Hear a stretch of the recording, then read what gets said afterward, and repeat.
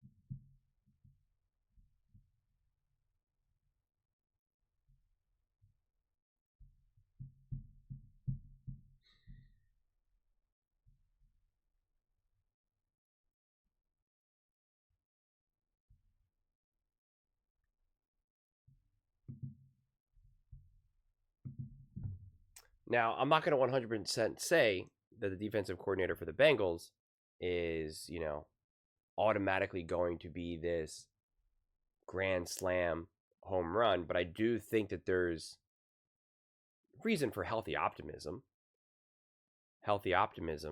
That, again, it's just like, if you can just make this defense even just remotely competent,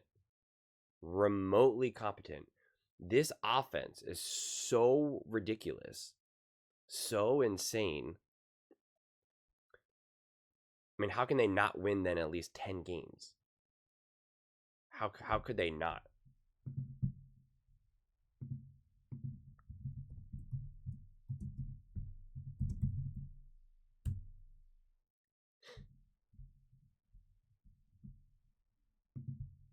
They won 9 games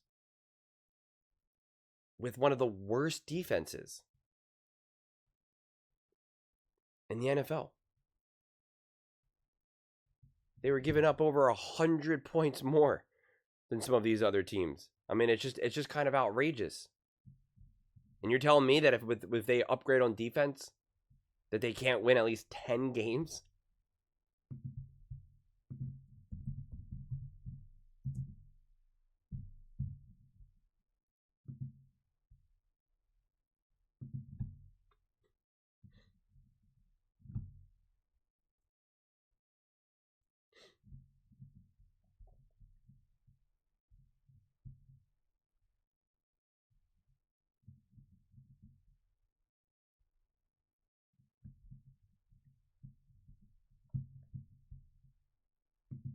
And this is why even rankings can be misleading, because it shows that they're 25th out of 32, points against 25.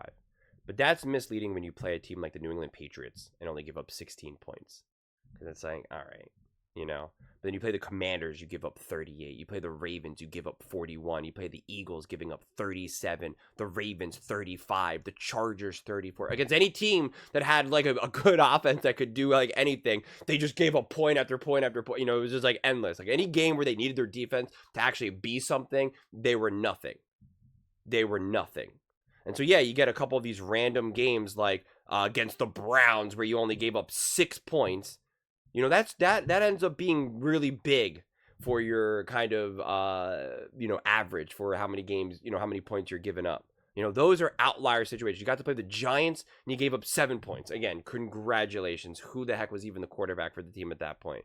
If you take away the Patriots, the Giants, and the Cleveland Browns game, I mean, they're nearly averaging giving up like 30 points a game here. So if you could actually average an honest 25 points per game, like an actual honest, not relying on some of these deep outliers to really kind of help out that average, that would actually not be like that alone should lead to at least 10 wins.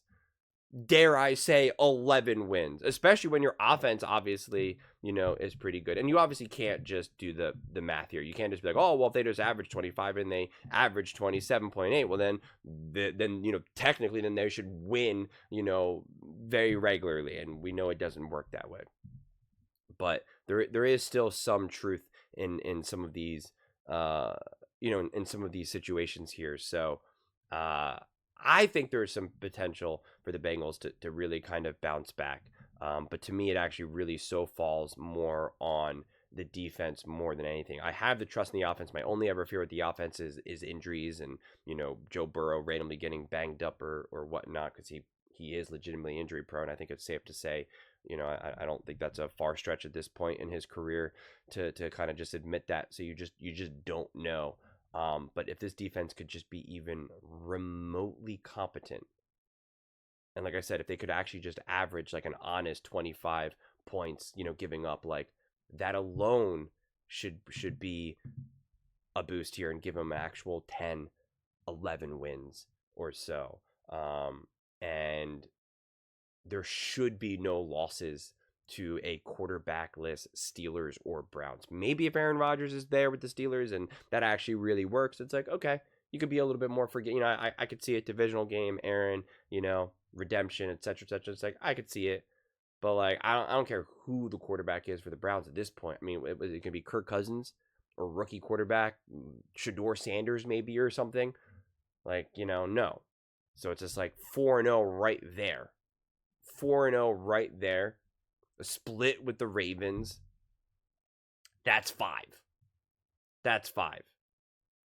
You better be able to scrap together another 5 wins throughout the season. I mean, I don't have, who they're exactly playing. But you got to be able to come away with a bunch of other wins there. So I think the over is kind of a safe bet. And when I talk like that, I just mean in terms of us like talking here, like not actually betting. I don't ever place any bet based on anything that I say. Never. But yeah. I don't know. Maybe I'm too high on the Bengals this season, but I'm feeling it because I kept thinking I truly believe that the Bengals were actually a good team last year. I know it's hard to say that they were a good team, but their defense was awful. But like, it's not so clear to me. I don't know if the Bengals would have lost to the Chiefs in the playoffs.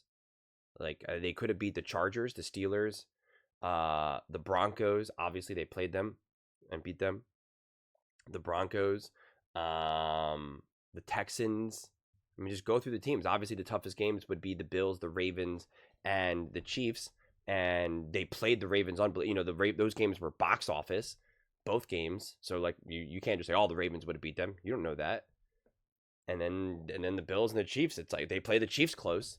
They had that game won if it wasn't for a terrible pass interference call and not the ref call, like in terms of the defensive player just doing like what are you doing there? Why'd you just try to take his head off? Just play the ball even remotely and you win that game. So yeah, I think they're a better team. I think they're currently undervalued. And honestly, like, yeah, I don't know. We'll see. But those are just my thoughts. I'd absolutely love to hear yours. What do you guys all think about the Cincinnati Bengals potentially winning under 10 games or over? Do you think they'll have a big bounce back season? Let me know in the comments below. I read every single comment. So whether you agree with me or disagree with me, either way, let's get in some discussions. Let's get in some fights. But ultimately, let's just have some fun. And please do consider subscribing. We're building an amazing community here and I absolutely love to see you part of it. I want to build something that we all genuinely feel connected to. Something that we're really excited to be part of. I think we're well on our way to doing it. And please don't forget to give this video a thumbs up as it really does help with the visibility and the algorithm. Thank you so much. See you next time.